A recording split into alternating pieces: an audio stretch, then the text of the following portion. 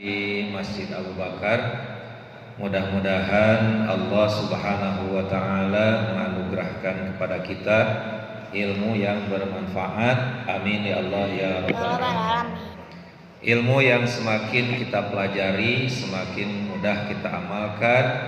Ilmu yang semakin kita pelajari, semakin tinggi rasa takutnya kepada Allah Subhanahu wa taala. Ilmu yang semakin kita pelajari, semakin kita mengetahui tentang kekurangan diri kita. Ilmu yang semakin kita pelajari, semakin tinggi memuliakannya kita kepada orang lain. Mudah-mudahan Allah Subhanahu wa taala memberikan ilmu yang bermanfaat. Amin ya Allah ya rabbal alamin. Salawat salam semoga selalu tercurah limpahkan kepada panutan alam Nabi besar Muhammad sallallahu alaihi wasallam, pada keluarganya, sahabatnya, tabi'in, tabi'in tabi'in, dan kepada kita umatnya ila yaumil qiyamah. Amin ya Allah ya rabbal alamin. Sering kita dengar, mudah-mudahan Nabi Muhammad memberikan syafaatul uzma. Syafaatul uzma itu pasti dapat. Jadi nggak usah diminta karena sudah pasti dapat syafaatul uzma. Kecuali syafaat khos yang khusus yang kita mohon kepada Allah Subhanahu wa taala, yaitu Rasulullah bisa memberikan syafaat kepada umatnya, kepada kita untuk hal-hal yang khusus. Apa yang dikatakan syafaat? Syafaat itu adalah su'alul khair minal ghair lil ghair. Artinya syafaat itu permohonan seseorang kebaikan, permohonan kebaikan dari seseorang untuk orang lain. Itu namanya syafaat. Berarti kalau di sini berarti syafaat Rasulullah itu Rasulullah Shallallahu Alaihi Wasallam memohon kepada Allah kebaikan dari umat-umatnya. Nah, mudah-mudahan kita semuanya termasuk ke dalam golongan ya umatnya Nabi Muhammad Sallallahu Alaihi Wasallam. Bapak-bapak, adik jamaah Masjid Abu Bakar rahimakumullah, marilah kita niatkan duduknya di Masjid Abu Bakar, yakni duduk iktikaf di dalam masjid. Nawaitul iktikafa fi hadzal masjid lillahi ta'ala. Jangan pakai Allah Akbar. Terus pakai Allah Akbar. Gimana, sehat nih adik-adik, bapak-bapak? Alhamdulillah ya.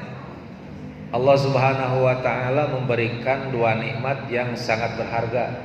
Tapi kebanyakan di antara manusia banyak yang lupa. Apa itu? Kesempatan dan kesehatan. Banyak di antara manusia yang tertipu oleh dua fasilitas nikmat dari Allah, yaitu berupa kesehatan dan kesempatan. Ketika kesempatan masih luang, kesehatannya masih prima, ya badan kita atau waktu kita nggak digunakan untuk ya habis-habisan mengabdi kepada Allah, tapi begitu mendapatkan ujian berupa kesibukan, kerepotan, kemudian sakit, baru dia sadar ternyata kesehatan dan kesempatan waktu itu begitu berharga. Maka orang yang suka menunda-nunda kebaikan karena mencari momen yang tepat untuk berbuat kebaikan, maka orang ini akan diuji oleh Allah dengan 3 ujian. Yang pertama, niatnya berubah. Setan itu musuh kita yang sangat hebat, yang strateginya jitu dan menghancurkan dan menggelincirkan, menipu daya kita. Maka ketika orang itu ingin berbuat baik, maka setan itu berusaha menghalang-halangi orang ini supaya tidak melakukannya. Bahkan yang semula niatnya baik berubah menjadi tidak niat lagi yang baiknya. Maka ketika seseorang mendapatkan bisikan ilahi, khawatir ilahi, maka segera sambut kebaikan itu dan kita berusaha untuk mengamalkannya. Bahkan ada kisah seorang ulama berkata-kata di kamar mandi karena takut terlewatkan niat baiknya ketika terbesit di dalam hatinya yaitu ingin berinfak, maka dia berteriak, "Nah, tolong ambilkan uang di saku Bapak, tolong berikan ke si Anu." Ini saking jangan sampai terlewatkan kebaikan itu ya tanpa kita melakukannya. Yang kedua, orang yang menunda-nunda kebaikan karena menunggu waktu yang tepat, maka orang ini akan diuji dengan yang kedua, keburu repot. Tadi kan, keburu sibuk. Gitu. Jadi kalau kita mengajak orang lain, ayo kita ngaji, katanya tidak ada waktu.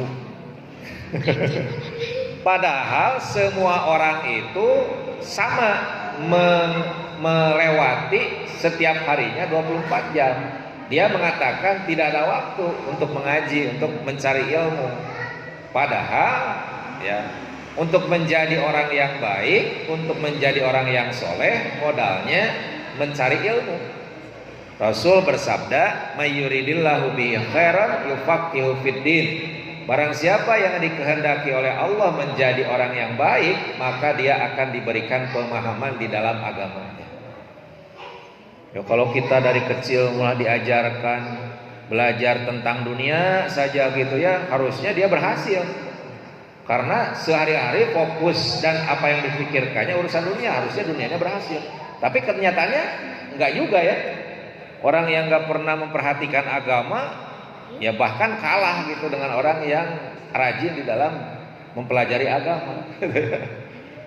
Harusnya mah kan karena dia nggak ada kesibukan yang lain, harusnya dia berhasil tuh di dunia. Ini Pak enggak.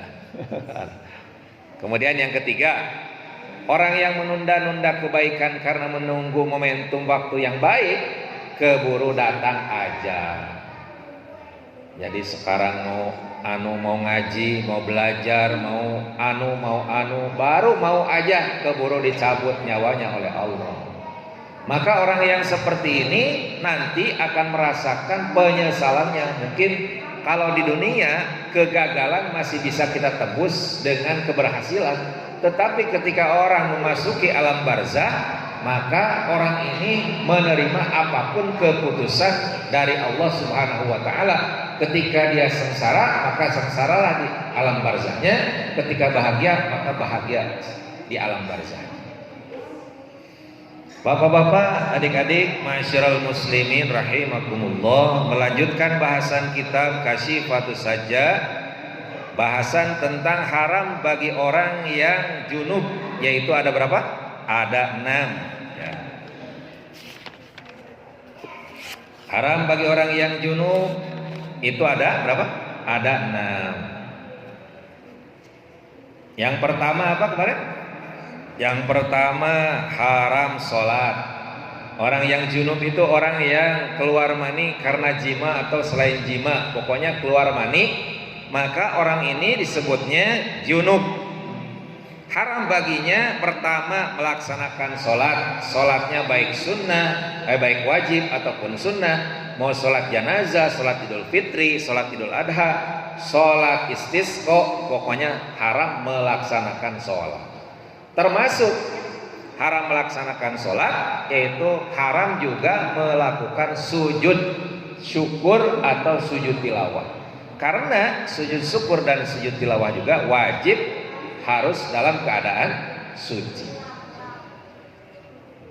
Jadi derajat sujud tilawah dan sujud syukur itu sama dengan derajat sholat, dari sisi wajib menutup aurat dan dari sisi wajib suci.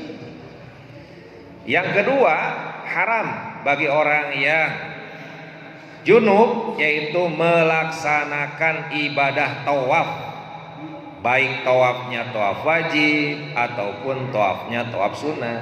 Tawaf wajib itu tawaf ifadah, tawaf sunat, tawaf kudum atau tawaf wada. Itu tawaf kudum itu tawaf selamat datang, tawaf wada tawaf perpisahan, meninggalkan Baitullah al-Makkah al-Mukarram. Kemudian yang ketiga, haram bagi orang yang junub, yaitu memegang mushaf. Ya, pokoknya yang dikatakan mushaf itu adalah segala sesuatu yang ditulis tujuannya untuk dibaca, itu namanya mushaf. Haram memegang mushaf kemudian membawanya. Ya, memegang aja haram, apalagi membawanya. Lebih disebutnya al-qiyasul al-awliyah gitu. Namanya tuh al-awlawi al-qiyasul al-awlawi, qiyas awlawi. Ya, memegang saja haram sebagian gini ya, apalagi membawanya seperti ini haram hukumnya. Jadi haram memegang mushaf, kemudian haram membawa mushaf, kemudian yang selanjutnya yang nomor 5 yaitu haram berdiam diri di dalam masjid. Nah, berdiam diri bagi orang yang junub hukumnya haram. Ya. Bacanya bisa lupsu, bisa lapsu, ya. Apa yang dikatakan masjid? Berdiam diri di dalam masjid. Apa sih definisi dari masjid itu? Masjid itu adalah wahwa ma wuqifa lis-shalah, yaitu sesuatu yang diwakafkan untuk sholat. Jadi tanah yang diwakafkan untuk sholat, maka itu disebutnya masjid. Maka orang yang junub berdiam diri di dalam masjid hukumnya haram, walau kana lubsu biqadri tumaninati, walaupun ya berdiam dirinya tuh sebentar seukuran membaca subhanallah. Duduk subhanallah, haram duduknya. Bagi orang yang junub, duduk walaupun sesaat di dalam masjid hukumnya haram, kecuali la uburuhu, kecuali melewat dari pintu ke pintu. Kalau lewat itu ubur itu lewat dari pintu A keluar di pintu B, itu namanya lewat. Hukum lewat itu hukumnya nggak haram bagi orang yang junub. Bagaimana kalau bolak-balik? Kalau bolak-balik pintunya cuma satu, hukumnya haram. Kalau lewat berarti dari pintu 1 ke pintu 2 nggak haram hukumnya. Tapi kalau bolak-balik pintunya cuma 1, tadi masuk terus keluar lagi, hukumnya haram bagi orang yang junub berdiam diri, karena bolak-balik itu kategorinya diam. Gitu. Nah, kalau lantai itu termasuk masjid, termasuk masjid. Ya, termasuk masjid. Kucing kecuali kucing. Ya. Jadi haram ya. Orang yang junub berdiam diri di masjid. Kucing.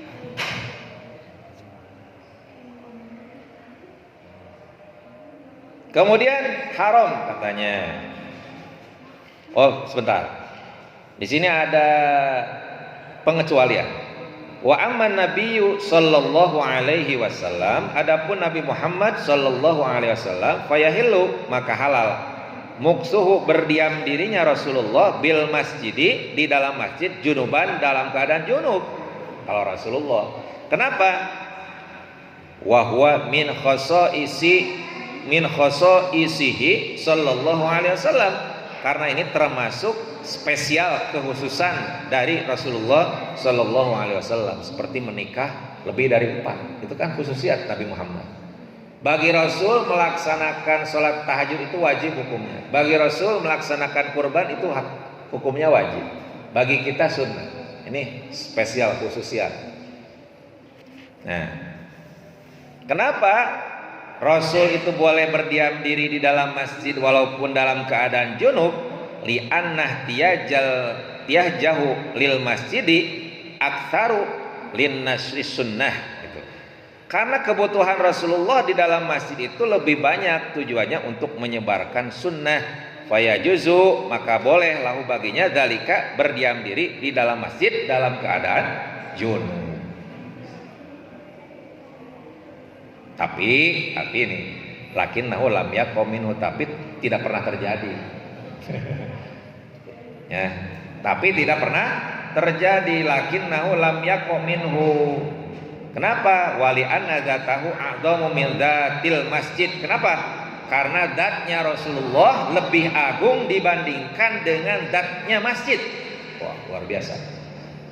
Rasulullah itu jasadnya, badannya lebih mulia dibandingkan dengan masjid itu sendiri. Tapi tidak pernah terjadi ya. Rasulullah itu ketika junub berdiam diri di masjid karena perlunya menyampaikan sunnah. Sunnah gitu. Wah, luar biasa nih kitabnya. Bagaimana orang kafir? Wa amal kafiru fala yumna'u minal muksi. Adapun orang kafir tidak dilarang berdiam diri di dalam masjid junuban dalam keadaan junub. Kenapa? Karena orang kafir itu tidak meyakini bahwa berdiam diri dalam keadaan junub itu haram. Itu orang kafir.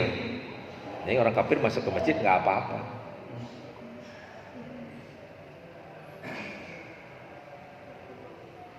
Tetapi baginya haram. Haram. Walaupun haram.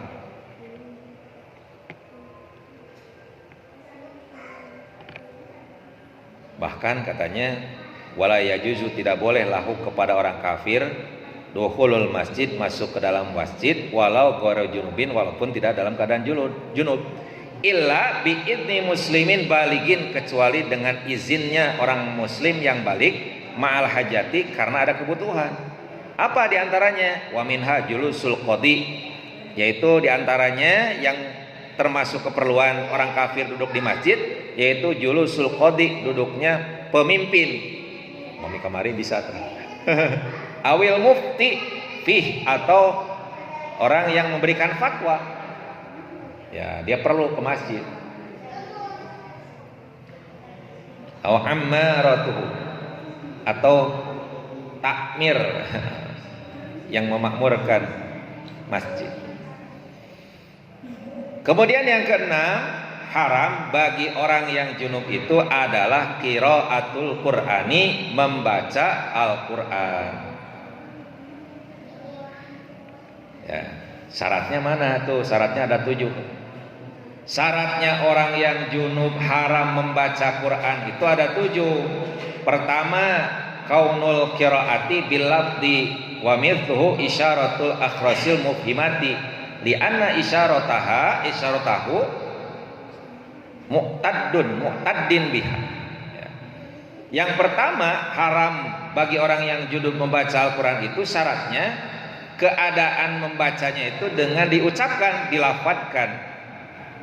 Ya, termasuk kategori diucapkan dengan lisan, yaitu orang yang bisu dengan isyarat. Sama, orang yang bisu ya tidak bisa melafalkan Al-Quran, tetapi dia pakai isyarat tangan. Kan suka ada tuh di YouTube ya. Haram juga sama hukumnya, karena itu dihitung, dinilai sebagai pengganti membaca Al-Quran.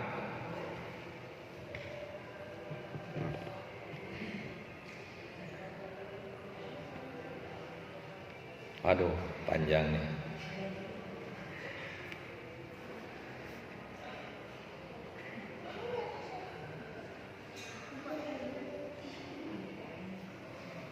Yang kedua, syarat membaca Al-Quran itu haram bagi orang yang junub, yaitu kaunul qari'i musmi'an biha nafsahu, yaitu keadaan orang yang membacanya itu mendengar ya terhadap bacaannya, dirinya bisa mendengar. Jadi kalau dia mengucapkan itu terdengar oleh telinganya. Syaratnya harus gitu, harus terdengar oleh telinganya sendiri. Kalau tidak terdengar oleh telinga sendiri berarti tidak termasuk membaca, berarti dalam hati. Nah, syarat yang kedua. Terus syarat yang kedua,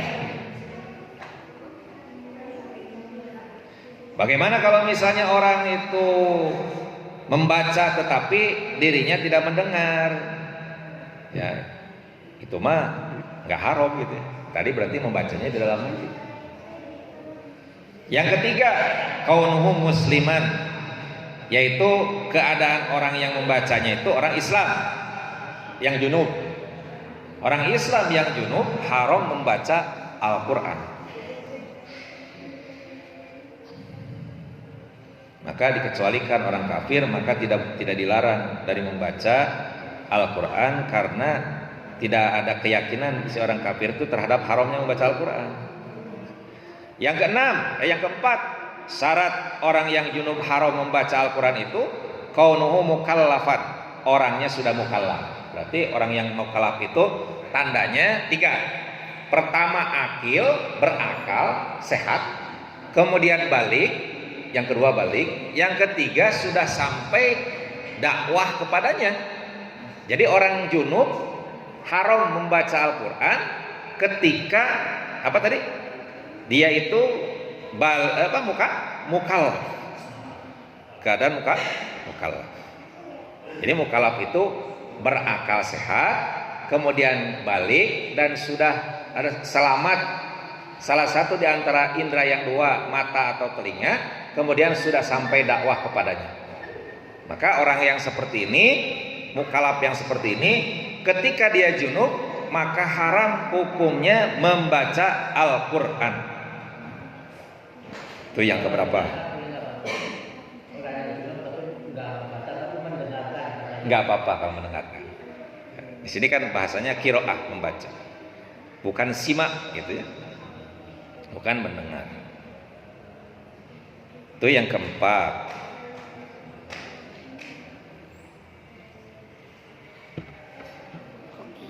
Oke. Yang kelima, kaunuma atabihi Qur'anan haitsu qala qiraatal Qur'an fa kharajat Taurah. Pokoknya yang dibaca itu Al-Qur'an, bukan selain Qur'an. Misalnya kitab-kitab kalamullah Allah yang lain, yaitu misalnya seperti apa? Injil, Taurat, Zabur. Kalau membaca Injil, Taurat, Zabur, hukumnya tidak apa-apa ketika seseorang itu junub. Jadi harus Quran yang dibacanya, bukan selain Quran. Yang keenam, syarat orang yang junub membaca Al-Quran itu yaitu al-qasdu lil qiraati wahdaha, bermaksud di dalam membacanya itu hanya membaca saja. Tujuan membacanya itu hanya membaca saja, bukan selainnya. Au ma'adzikri, atau ya membaca sambil zikir. Nah, membaca sambil zikir enggak apa-apa. Haram hukumnya tetap. Bagaimana kalau niatnya hanya untuk zikir? Ya, seperti orang yang junub ketika mendapatkan musibah kemudian dia mengatakan inna lillahi wa inna ilaihi rajiun, kan itu Al-Quran. Enggak haram hukumnya karena itu termasuk zikir, ya, Al-Quran yang dijadikan zikir. Atau misalnya ketika berkendara berdoa dia subhanalladzi sakhkharana hadza wa ma kunna lahu muqrinina wa inna ila rabbina lamunqalibun. Bismillahi majreha sampai terakhir, nggak apa-apa. Nah, gitu. Jadi kalau niatnya membaca Al-Quran dan zikir haram, tapi kalau membacanya hanya untuk zikir saja nggak haram, walaupun dalam keadaan junub. Nah, yang terakhir nih, yang ketujuh. Mana yang ketujuh teh? As-sabi'u. Tadi ada berapa? Ada 6, ada 7 ya? Ada 6 ya? Oh, berarti sudah. Ada 6 ya. Coba pinjam bolpen ya sebentar. Ada bolpen.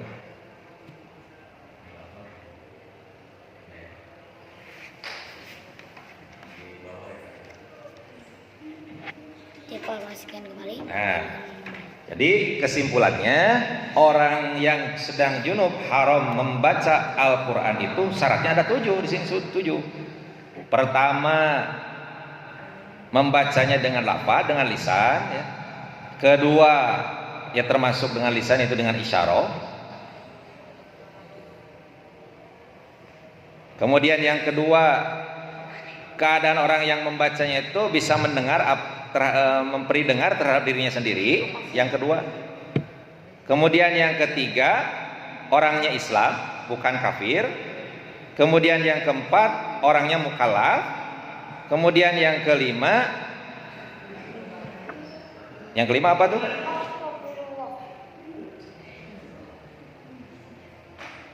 Yang kelima harus Al-Quran. Yang dibacanya harus Al-Quran, bukan selain Al-Quran, misalnya Taurat, Zabur, Injil.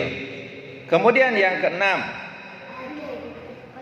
keenam yaitu bermaksud membaca Al-Quran saja atau membaca Quran dengan zikir, itu haram. Tapi kalau membacanya zikir, niat zikir saja, maka hukumnya tidak haram.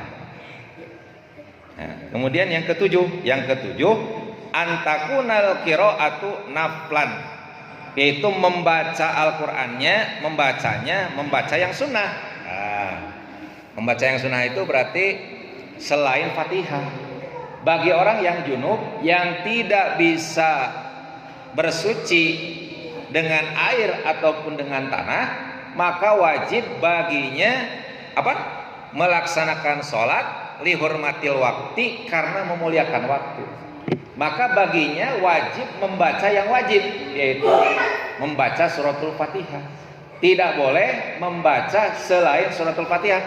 Kalau dia sedang junub melaksanakan sholatnya tanpa bersuci, baik dengan adus ataupun dengan tayamum, maka orang yang junub seperti ini ya tidak haram membaca Fatihah, tetapi haram membaca selain suratul Fatihah. Kenapa?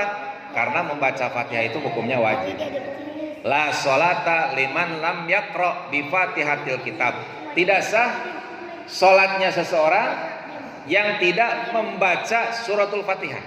Maka walaupun sholatnya lihurmatil wakti, dia wajib membaca Al-Fatihah. Maka selain suratul Fatihah hukumnya haram.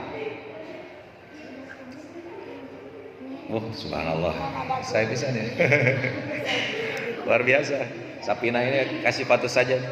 Apa sih artinya kasih patus saja? Kasih patus saja itu pembuka tabir. Jadi pembuka dari penghalang-penghalang gitu. Kalau sudah kita pelajari, terbuka gitu. Mudah-mudahan ya saling mengingatkan ya. Kalau yang sudah hafal mungkin jadi lebih hafal, kalau yang lupa jadi ingat kembali, yang belum hafal jadi hafal gitu. Mudah-mudahan ada manfaatnya. Mohon maaf. Allahumma shalli wa sallim wa barik ala sayyidina wa habibina wa syafi'ina wa maulana Muhammad wa sallim wa radhiyallahu tabaraka wa ta'ala an kulli sahabati Rasulillahi ajmain. Amin. Alhamdulillahi rabbil alamin, hamdan yuwafi ni'amahu wa yukafi mazidah. Rabbana ighfir lana wa liwalidayna warhamhuma kama rabbayana shaghira. Rabbana hab lana min azwajina wa dhurriyyatina qurrata a'yunin waj'alna lil muttaqina imama. Rabbana atina fid dunya hasanah wa fil akhirati hasanah wa qina adzabannar. Wa sallallahu ala sayyidina Muhammadin wa ala alihi wa sahbihi wa sallam. Subhana rabbika rabbil izzati amma yasifun wa salamun alal mursalin walhamdulillahi rabbil alamin. Al-Fatihah. A'udzu billahi minasyaitonir. Iyyaka na'budu wa iyyaka nasta'in. Shiratal ladzina an'amta 'alaihim. Wal 'afu minkum, mohon maaf. Assalamualaikum warahmatullahi wabarakatuh.